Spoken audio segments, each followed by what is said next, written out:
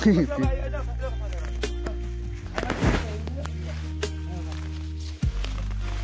भने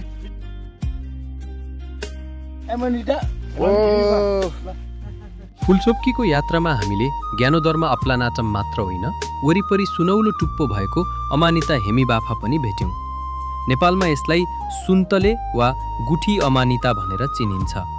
यो प्रजाति नेपाल, भारत, चीन लगायत हिमालय क्षेत्रमा पाइने खान योग्य अमानिता हो।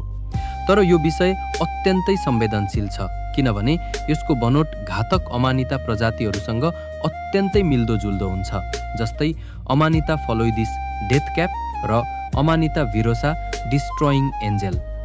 ती प्रजातिहरू अत्यन्तै घातक मानिन्छन्।